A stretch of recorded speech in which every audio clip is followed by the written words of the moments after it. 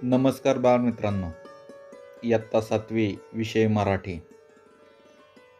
कविता 4 श्रावण मास. कवी बालकवी त्र्यंबक बापूजी ठोंबरे. आज या कवितेवरील स्वाध्यायाबाबत आपण चर्चा करणार आहोत आणि स्वाध्याय सोडवणार आहोत.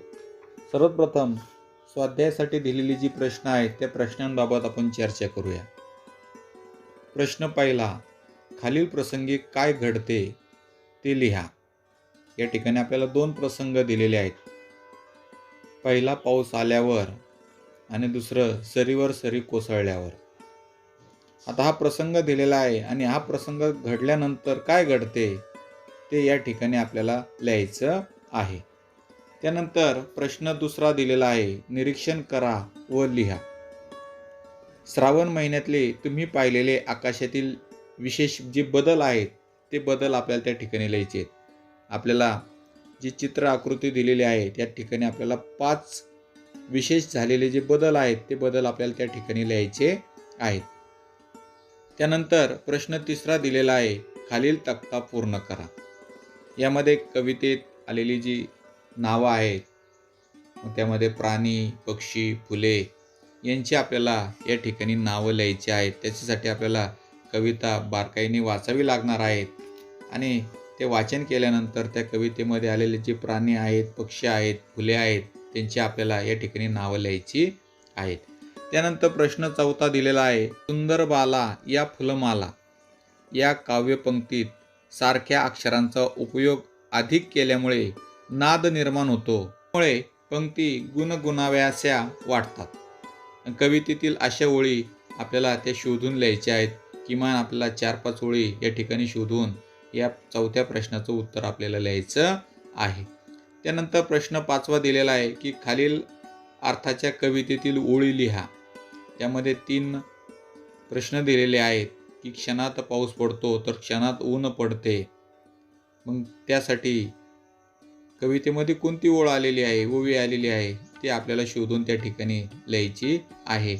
त्यानंतर दुसरा दिलेला आहे की झाडावर घरांवर कोवळे कोवळे ऊन पडे, ही पण शोधून त्या ठिकाणी लिहायचं आहे.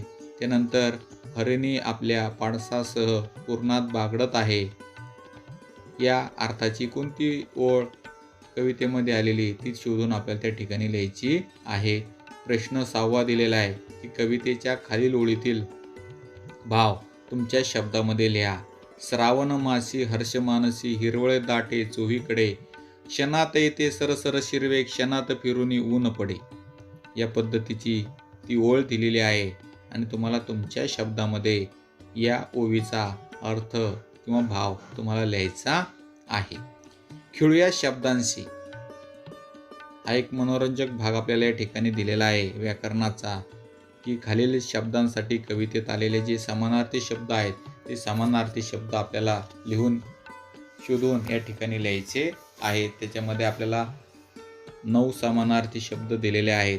कवितेमध्ये ती शोधायची आणि लिहायची. बासरी, स्त्रिया, आकाश, मेघ, बुराखी, पृथ्वी, वृक्ष, मुख, राग या पद्धतीने आलेली आहेत.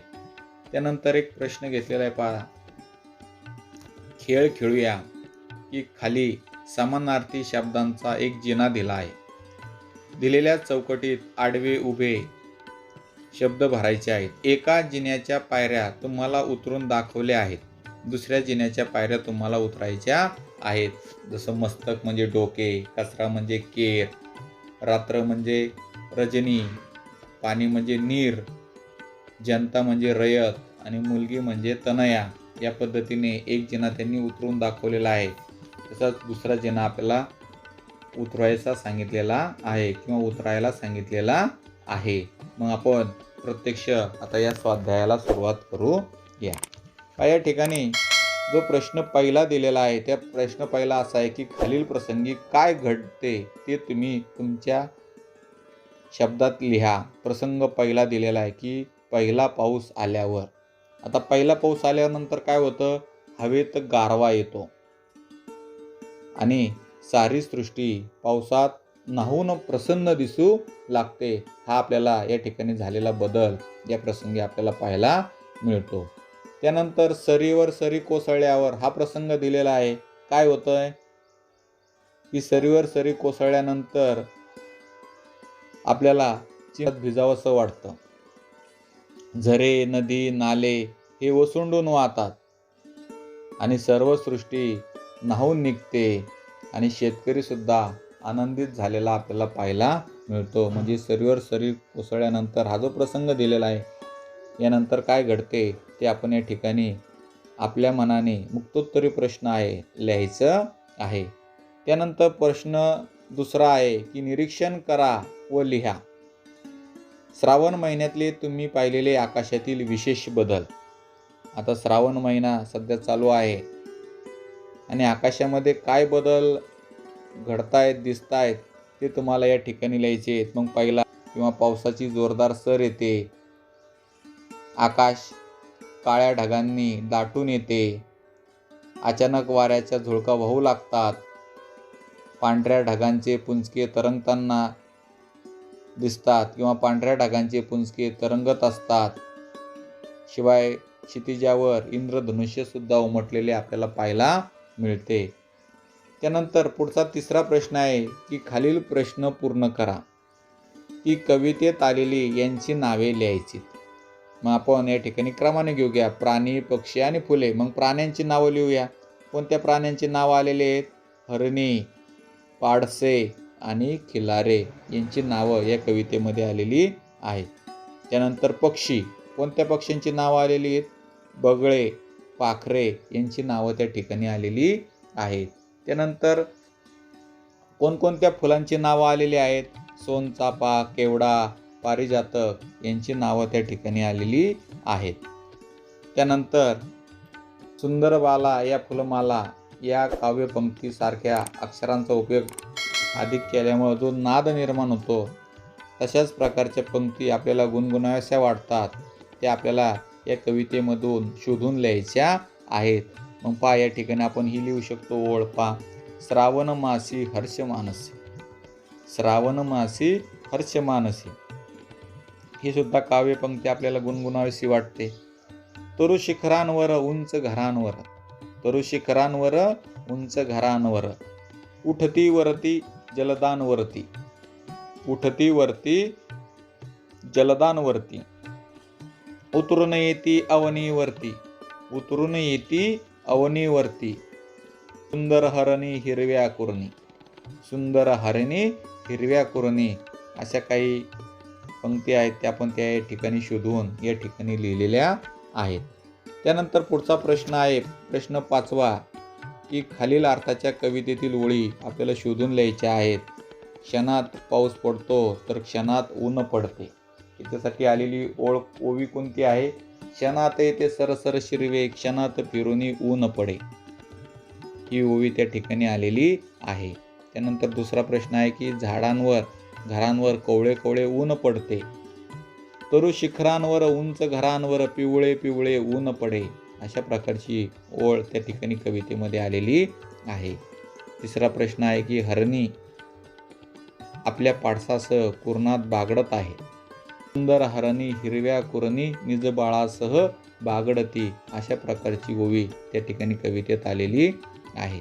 प्रश्न 6वा, कवितेच्या खालील ओळीतील भाव तुमच्या शब्दामध्ये तुम्हाला लिहायचा आहे की श्रावण मासी हर्ष मानसी हिरवळ दाटे चोहीकडे, क्षणात येते सरसर शिरवे, क्षणात फिरुनी ऊन पडे.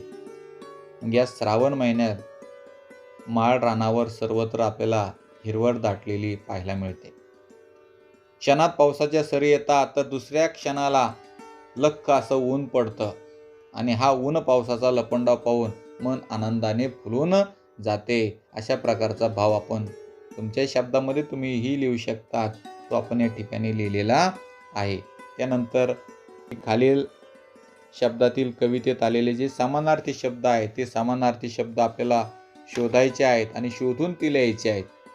मग कवितेमध्ये बासरी या शब्दासाठी आलेला समानार्थी शब्द कोणता आहे? तर पावा. स्त्रियासाठी शब्द कोणता आलेला आहे? ललना. आकाश, आकाशासाठी कोणता आलेला आहे? नभ.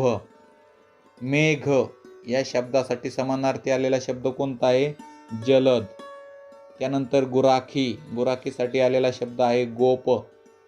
पृथ्वीसाठी आलेला आहे अवनी. वृक्ष या शब्दासाठी आलेला समानार्थी शब्द आहे तरु. मुख त्याच्यासाठी आलेला आहे वदन. आणि राग, राग या शब्दासाठी आलेला समानार्थी शब्द आहे रोष. त्यानंतर सगळ्यात शेवटी खेळ खेळूया हा भाग या ठिकाणी दिलेला आहे की समानार्थी शब्दांचा एक जिना दिलेला आहे. तो जिना आपल्याला उतरायचा आहे, शब्दाच्या रूपाने उतरायचा आहे, शब्द लिहायचा आहे आणि तो जिना खाली खाली उतरायचा आहे. मग पुढारी या शब्दासाठी आलेला समानार्थी शब्द कोणता येईल? तर नेता. नेता ता शेवटी आलेला आहे. मग दिनांक, मग आडवा शब्द का होईल तयार? तारीख. शेवटचा शब्द आलेला आहे ख. मग आता उभा शब्द घ्यायचा आहे, ख पासून सुरू होणारा पक्षी. पक्षी खग हा शब्द या ठिकाणी तयार होतो. मग आता पुन्हा आडवा शब्द घ्यायचा आहे आकाश. शेवटी ग आलेला आहे, गगन हा शब्द या ठिकाणी बसतोय. म्हणजे आपण एक एक पायरी खाली उतरतोय पहा. त्यानंतर न शेवटी आलेलं आहे.